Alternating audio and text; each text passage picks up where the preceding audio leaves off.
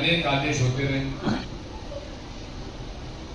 और विस्तार से चर्चा हो जाने के बाद कलेक्टर साहब ने 3 बिंदुओं पर हमसे सहमति व्यक्त की। बिंदु नंबर 1 वो ये है कि सन 76 से लेकर आज तक का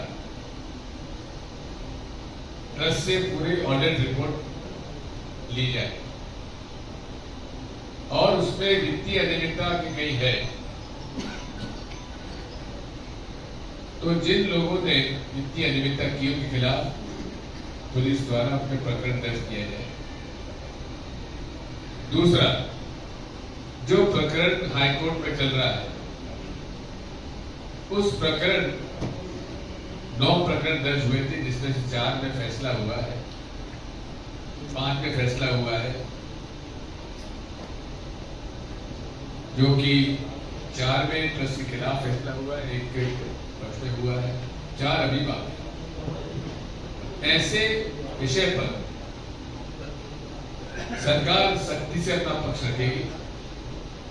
और तीसरा कि इसमें सिविल सूट दायर करना चाहिए कि टाइटल इसका क्या हो क्या ना हो। ये 3 बिंदु पर उन्होंने कहा कार्रवाई करेंगे। हमने उनसे अनुरोध किया है कि एक निश्चित समय सीमा में उन लोगों से जिन्होंने जमीन बेची है उनसे ऑडिट रिपोर्ट मांगी जाए, कब कौन सी जमीन कितने बिकी, उस समय क्या कीमत थी, किस कीमत में बिकी, ये सारी जांच जिला कलेक्टर साहब ने वादा किया कि वो करेंगे। मध्य प्रदेश में पिछले 20 साल से भाजपा की सरकार है। निरंतर यहां से प्रतिनिधि भी भाजपा की जीतते चले आ रहे हैं, लेकिन जिस प्रकार से भगवान राम की मंदिर की जमीन बड़े बड़े बिल्डर बड़े बड़े लोगों के पास पहुंच गई, ये बिना सरकार की सहमति के संभव नहीं है। यदि आप देखेंगे भारतीय जनता पार्टी और विश्व हिंदू परिषद, उन्हें भूमि से प्रेम अधिक है। और अयोध्या जी में भी आप देखिए कि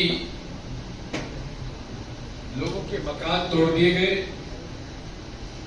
आसपास की जमीन की रजिस्ट्रियां रोक दी गई, लेकिन बड़े बड़े भारतीय जनता पार्टी के नेताओं ने, बड़े बड़े उद्योगपतियों ने अयोध्या जी के आसपास जमीन खरीद ली और जो निर्माण भी हुआ वो भी घटिया किस्म का हुआ। यहां तक कि एक प्रकरण में तो भारतीय जनता पार्टी के मेयर के द्वारा एक जमीन 1.5 करोड़ में खरीदी गई सुबह, और वही जमीन 18 करोड़ में जो विश्व हिंदू परिषद व्यवस्था में सौंपे गए चंपत राय जी ने, वो जमीन 1.5 करोड़ की जमीन को 18 करोड़ में खरीद ली। अब आप बताइए, इतना बड़ा घोटाला हम लोगों के दिए गए चंदे से और कितना बड़ा हो सकता है। ये सब बातों को लेकर हम उन फर्जी राम भक्तों से कहना चाहते हैं जिन्होंने राम मंदिर की जमीन खरीदी, बेची और संस्थाएं बनाई, उन सब से हम लोग अनुरोध करेंगे कि वे सब जिस रेट में जमीन उन्होंने खरीदी थी, भगवान राम